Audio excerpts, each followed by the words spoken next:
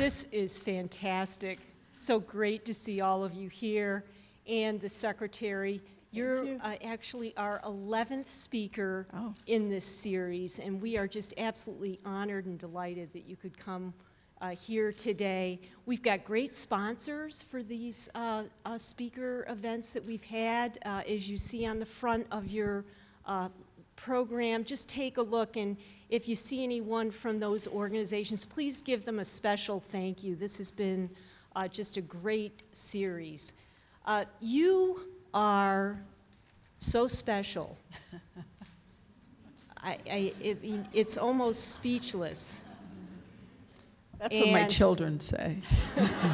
Mom, you make me speechless. But I don't think they mean the same way you do.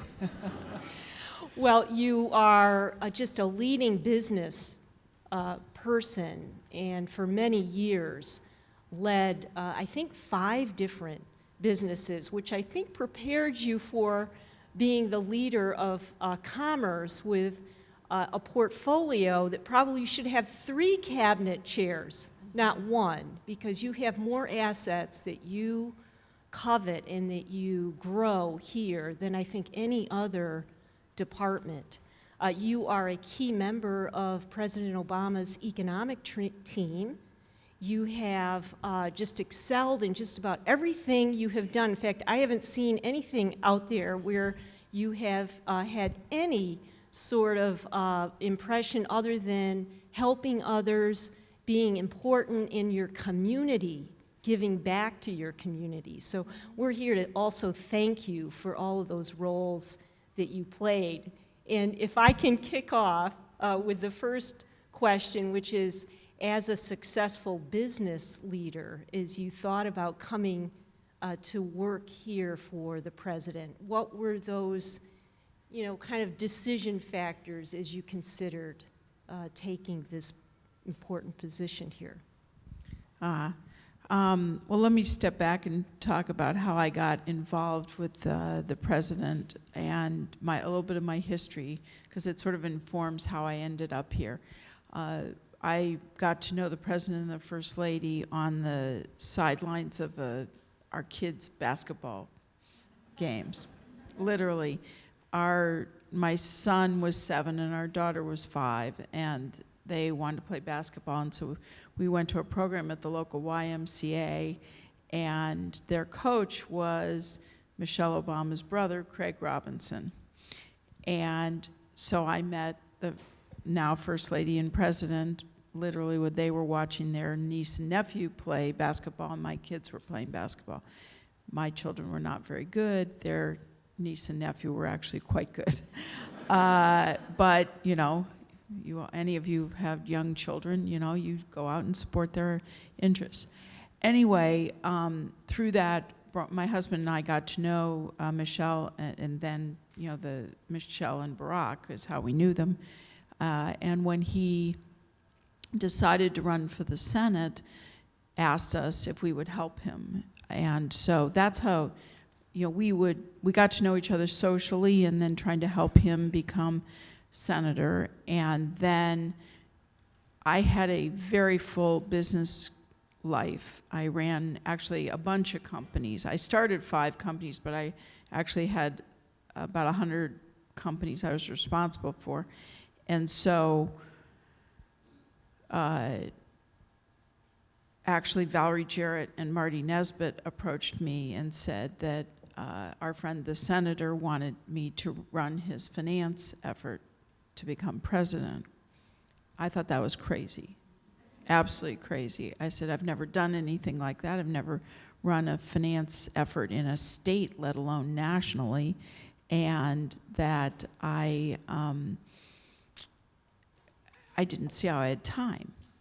I had this big business career that I was busy doing. I had my philanthropic activities. I had a husband and 2 children who were in high school, and how are you going to do all that?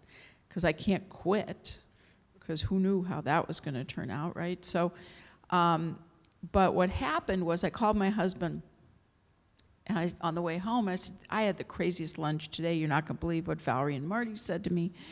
And I said, there's just no way. And he said, come home. I said, well, I'm on my way home, don't worry.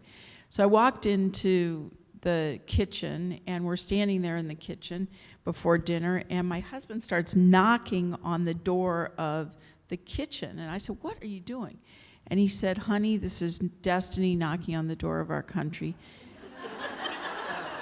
You have to love my husband for the dramatic flair, right? And he said to me, you've got to find a way to do this. And so at dinner that night, and one of the things as a professional, I made dinner was a priority at home. If I was in town, we were having dinner together as a family. So at dinner, and my children were then, I think, about 14 and 16. I may have the ages a little wrong, but I'm directionally right. And I said, Barack, because that's how we knew him then, would like me to do this. And I said, that means I'll be away from home 50 more nights a year than I already am away from home. And it means I'll really have no free time. So this is a family decision because this is going to affect us. And they all said, Mom, you got to do this. And it became a family engagement. I mean, we went to Iowa, and we went knocking on doors in Minnesota, and we went, and what I did was, so that's how I got involved. So then, fast forward, we have a successful campaign, and the president becomes the president, and he then, a little over 3 years ago, actually before that, I get a phone call, and would you consider doing this? And I didn't know it would be possible. I hadn't helped him because I wanted this job.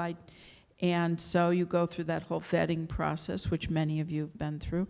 And once that proctoscopic exam is finished, the president invited my family and me, and he announces, we'd like you to take on this position. And for those of you who were around, you must remember what the president said to me. It was my birthday, actually.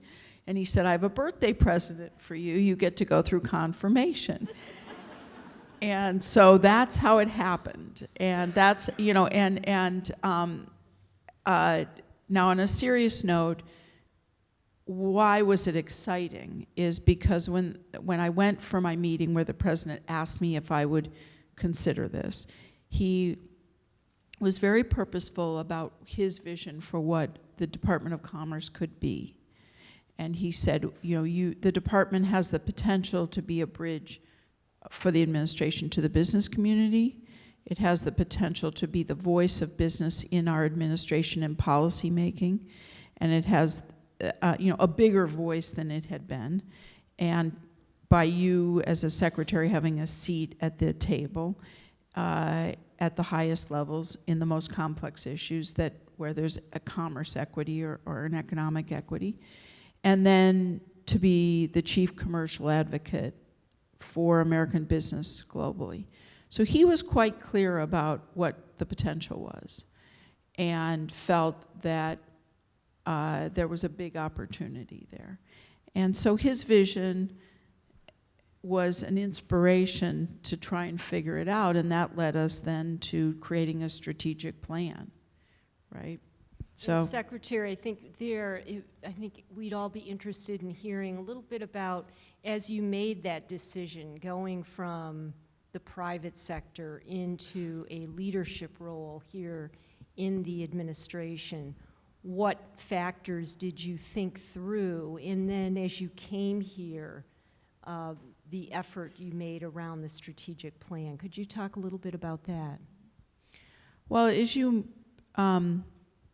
since we work with the business community, most of my friends were, or not friends, but some of my colleagues counseled me that this would be frustrating and difficult, and why you want to do that? Why would you leave, all the glory of running a business or all that excitement to do this? And they thought the bureaucracy and the politics would frustrate me. But I didn't see it that way. First of all, I grew up, like I think most of us in this room, in a culture in my household of, there's no greater responsibility than serving your community or your country. And to whom much is given, much is expected. And so if the President of the United States thinks you can contribute to help him or her run our country better, how arrogant to think that that's not an important thing to try to do, right? So I felt very humbled by the ask, and but then then you say, okay, I want to try to do this. Now, how do you do it? And I've found this, I'll go to the bottom line. I've found this to be extraordinary. I have loved every minute of this job, even when I'm frustrated or I, am exasperated at times as we're, sorting through how to get things done. The challenge, the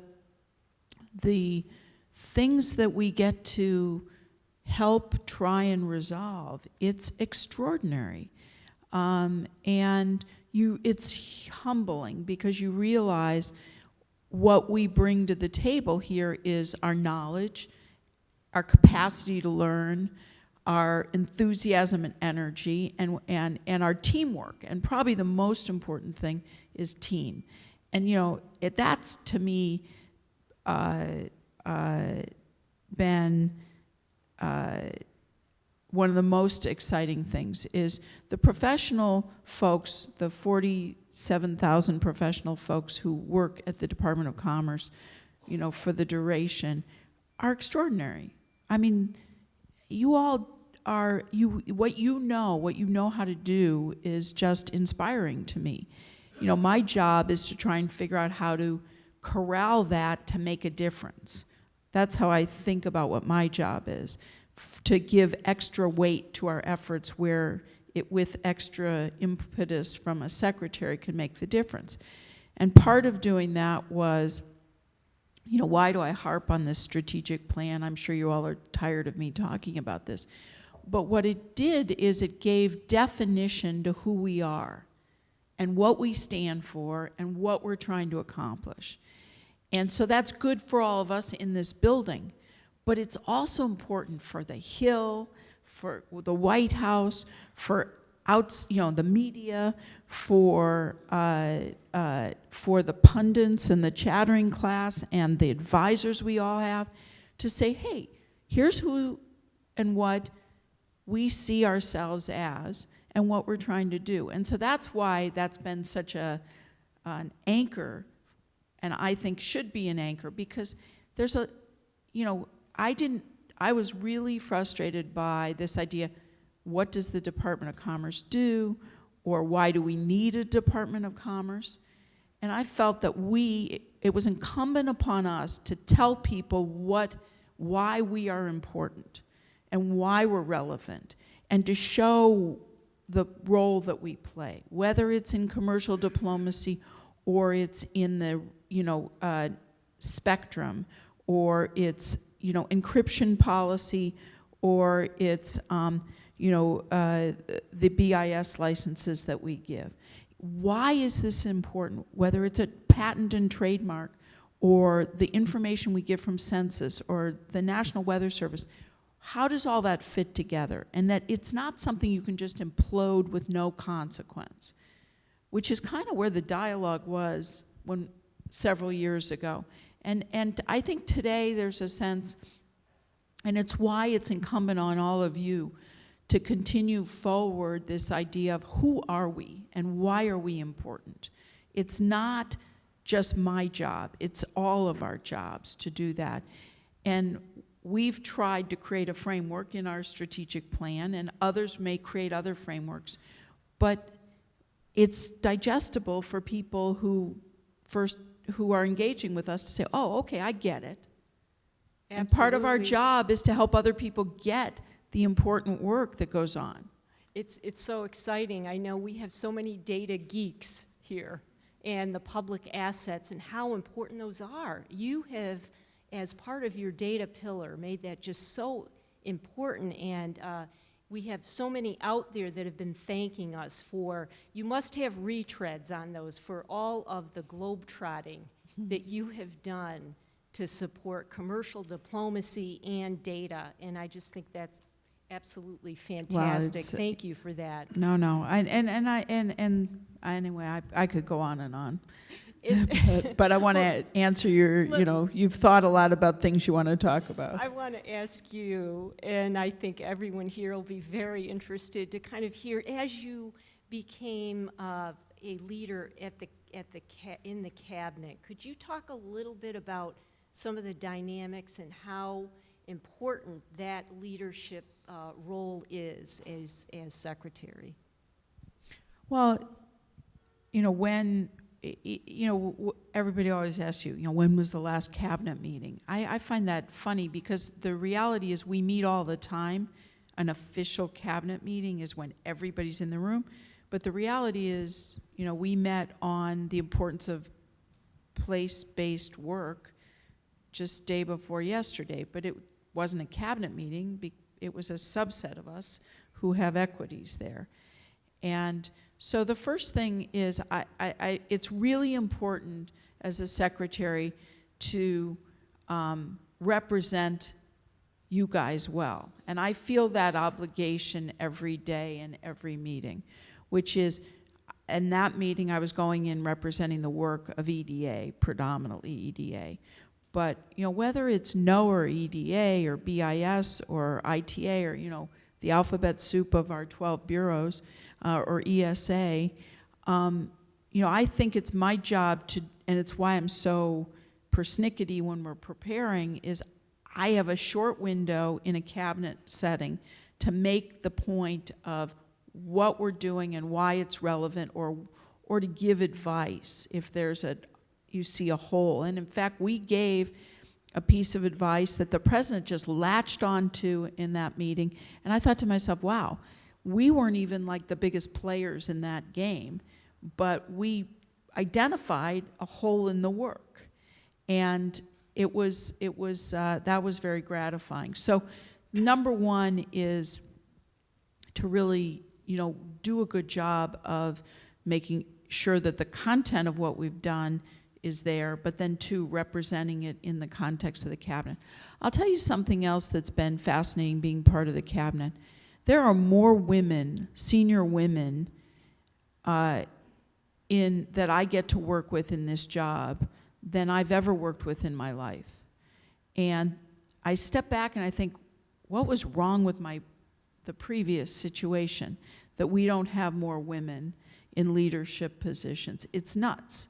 And so that's been one of the great pleasures of being part of the cabinet. I would say the other thing that I've learned that's different than my private sector experiences, there are just a lot more stakeholders to answer to in government. So when someone says, we need a CEO as president, and I'm not talking about any particular person at all, I'm just talking about the concept.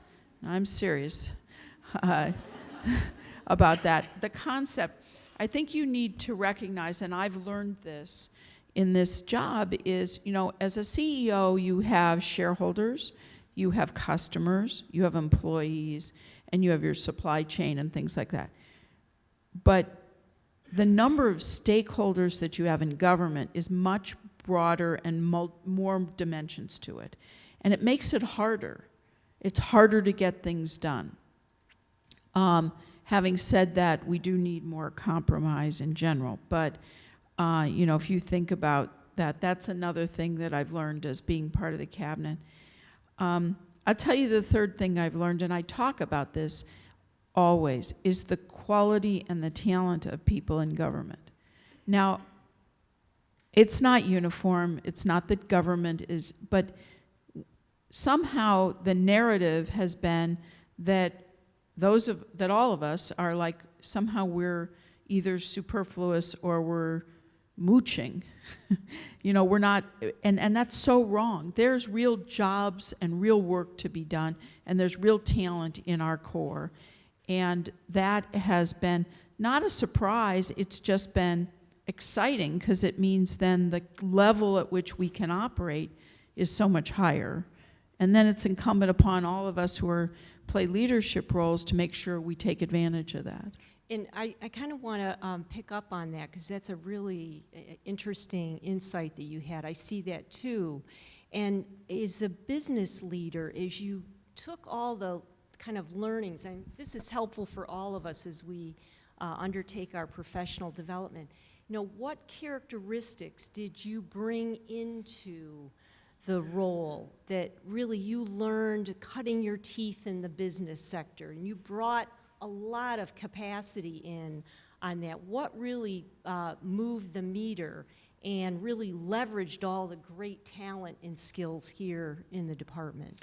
Well, let me say what I think I admire about, some of the great business leaders that I have met and I've gotten to know. First, or about successful business leaders in general, first is focus. You can't boil the ocean. 80-20, you've got to focus. And so that's one, and you hear it when we engage, let's say, with our outside partnership groups like the TTAB or the President's Export Council or any of these groups. We ask them to focus. Don't give us 28 recommendations. We can't do all that. Give us the most important ones. Let's have some success, then we'll move on to the next ones. I think the second thing that I really admire about business leadership is the focus on strategic thinking and strategic planning, and this commitment to continuous improvement. And there's no reason we can't have that same type of culture and approach. Not everything is a fire drill. And the fact that there's an aspect of our work that is reactive doesn't mean we can't be unbelievably proactive and really thoughtful about how to move the needle. And so, to me, those are a couple characteristics of business leaders. And the final one I would say is the business leaders I admire most have a commitment to community. And they don't see that as in conflict with their commitment to their shareholders or their motive, the need to make, have a bottom line. They see that as absolutely part of the ecosystem for success. I think we have time for one more question, and I wanted to see if maybe you could talk a little bit about mentorship. We are always looking for ways to improve. You just emphasized continuous improvement. How and what do you think are some keys to that effort to mentor for many of us who are giving back and finding ways to make people successful? What are some key ingredients there? Well, I think, I'm a huge proponent of mentorship, and I'm a huge proponent of find your mentor as opposed to needing you to be appointed one. People love to be flattered. And if you say to someone, I'd like you to help me help myself, there are very few people who are going to say no. People want to help. They want to be supportive. It doesn't mean that they're doing your work for you. It means they're there to help guide you. So don't be shy about asking, is the first thing I would say. Certainly that was the way I approached it. My own experience was I didn't have many women mentors. Most of the mentors in my life were men. There weren't women in positions of leadership. You have women like Lois, who's sitting here, who's, a phenomenal lawyer, and there's just so many women, Ellen, others, who are all in this room and throughout our department, who are mentors for women. You've got Bruce and Jim and others, in your own departments, your own leadership. There's people who can help mentor you. So I seek out a mentor as my first thought about this. The second thing is our responsibility, and we've been trying to do this as much as we can within the context of our resources, is to bring expertise to you, right? We've brought expertise within the department through some of these sessions that we're doing to bring outside expertise in to try and provide, you know, third-party mentorship and learning and opportunity. The other thing is, you know, you can learn from people by watching them, and they don't necessarily doesn't have to be a huge engagement. You can have a mentorship experience by saying, you know, I respect and admire that person, and watch how they behave, read about them, and things like that. So there's lots of ways to gain insights that can help us all improve.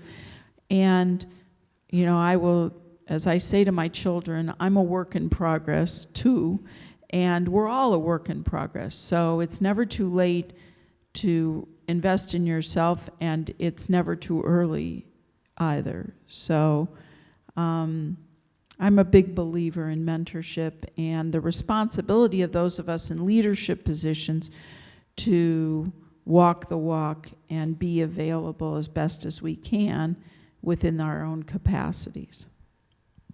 That's great. Well, I want to thank all of you for coming today. This is just absolutely wonderful that we've had an opportunity to hear from you, and we have so much to thank you for, and we are just absolutely honored to be here and to work with you. So thank you very much, Secretary. Thank you. I want to thank you.